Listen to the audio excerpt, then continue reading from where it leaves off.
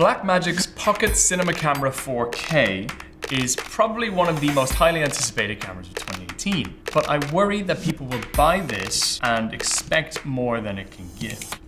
It's a cinema camera. There are some serious pros and cons. Before we talk about the 5 pros and cons of this camera, here's an example of some of the bugs I've been experiencing. I'll talk about this later in the video.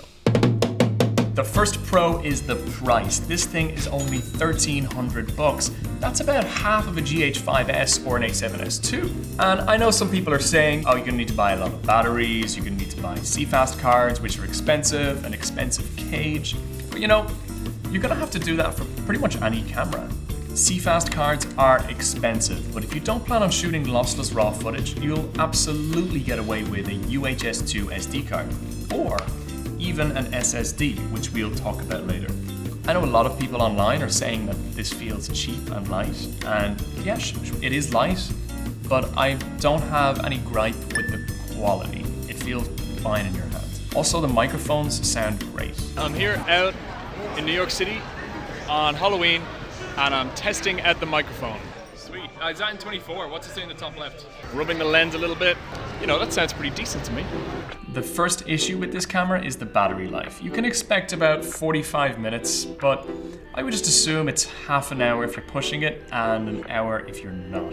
It's a lot better than the previous generation, but it doesn't beat competitors. Luckily, we've got a 12-volt DC power input and a USB-C port for charging the battery, which I guess is nice if you get caught off guard. And then brands like Tilta are already coming up with their own unique solutions. So, you know, I'm not crazy worried about it, but it is a con. Okay, pro number 2, Blackmagic's philosophy.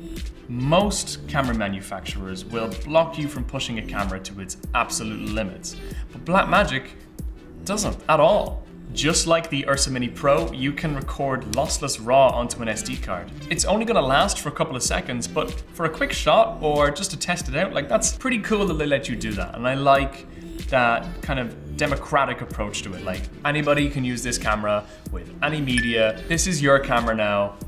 Enjoy it. The second con, and honestly I'm pretty half and half about this, is the lack of built-in stabilization on the sensor. It's annoying to use without a rig. It looks unprofessional, and to be honest, like cameras of this form factor, I've gotten quite used to the IDIS. In saying that though, there's a reason that the GH5S doesn't use that system, whereas the GH5 does. It's because even with IDIS turned off, the sensor is still able to wiggle. So this means that this camera will not get any lens flares wiggling, you won't get any weird warping with quick motion. And that's what you would expect from a cinema camera. There we go. This is not a photo, by the way. Oh. Pro number 3, dual ISO. You've got low gain at 400, high gain at 3200, and it switches at 1250 ISO. It looks great in low light, and it has none of that kind of fixed noise pattern that Blackmagic had years and years ago. And because it comes with DaVinci Resolve Studio in the box, you can use that to denoise your footage, which means you can push this even further. The third issue that I have with this camera is that every time I go to pick it up, I keep expecting there to be an EVF. I've just gotten so used to it, you know, between the GH5, C200, 300, FS5, FS7, all of these cameras have an EVF, and it's just something that I guess you can get used to. For me, it feels like going back to the days of the DSLR revolution a decade ago, when everyone was filming on 5D and there was no image stabilization half the time. Although in saying that, I've got a very good friend of mine who hates using EVFs and just wants a really big screen on the back. So for him, this is perfect. I'm so glad that they went with micro 4/3 as a mount. This is a 70 to 200 millimeter equivalent from Lumix, and here is a Canon 70 to 200 with a Metabones adapter on top. Now I'm not saying which lens is better, but I know which one suits a pocket camera. This is just a little bit unwieldy. Worth noting that I have not been able to get a Metabones adapter, no matter which one I tried, a couple different versions, to work with the autofocus in this camera. I spoke to Blackmagic and they said that this is Metabones' fault. Metabones, if you could please get on that, that would be wonderful. The fourth con, this is pretty serious, it's bugs. Twice I had the Samsung portable SSD T5 plugged in and the camera froze and shut off when I was changing from, let's say, ProRes to RAW. One time when I just hit the iris button. So you switch it off, you switch it back on again, and it says that you need to format the SSD. Obviously that is unacceptable, but if I was on set, I would have to either format and start again or just cancel the shoot. Sometimes my laptop could see the footage, but unfortunately a similar problem happened again while filming this video. I was formatting the SSD and then the camera couldn't recognize it. And then a second bug. On 3 separate occasions, the touchscreen just had a life of its own. It was as if a ghost was just randomly tapping all over the screen. And at one point, it tapped its way through the menu and formatted my card. Whoa, hang on, no. That's pretty hysterically bad. Now, in all fairness, I haven't seen anybody mention these bugs online. So I'm hoping that this is just an isolated unit.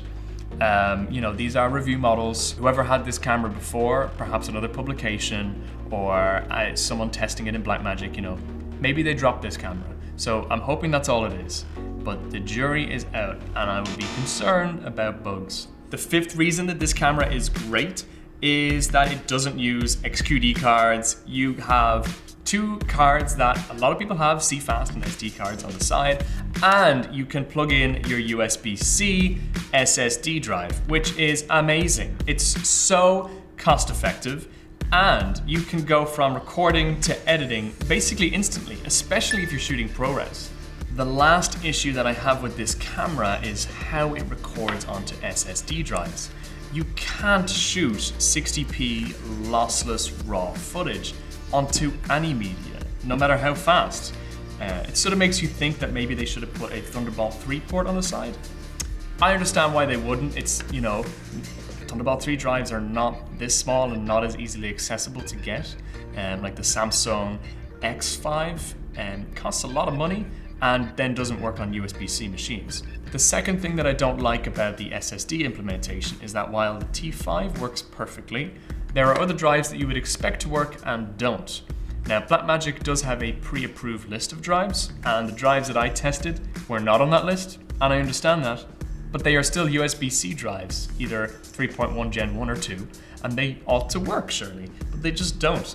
This one, probably the most precarious, was the Samsung 970 Pro NVMe SSD, blazingly fast, twice as fast as this T5 in a USB-C enclosure. This works with any machine that I have around here, be it a laptop, be it an older iMac, things like that, but as soon as I plug it into this, nothing. It powers up, no problem.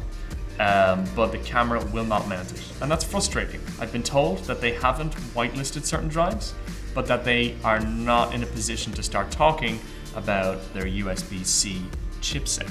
But it's annoying to think that you'll reach technical issues unless you use a pre-approved drive. My final verdict? Wait until bugs are ironed out and weigh up what's important to you. But this doesn't get past how special it is. This camera is amazing. It's a true Blackmagic. It punches way above its weight. However, if you're looking for a new vlogging camera, then I would just keep walking. It's basically an upgrade to the production 4K camera that they made years ago. And if you come at it from that perspective, then you are going to love this camera.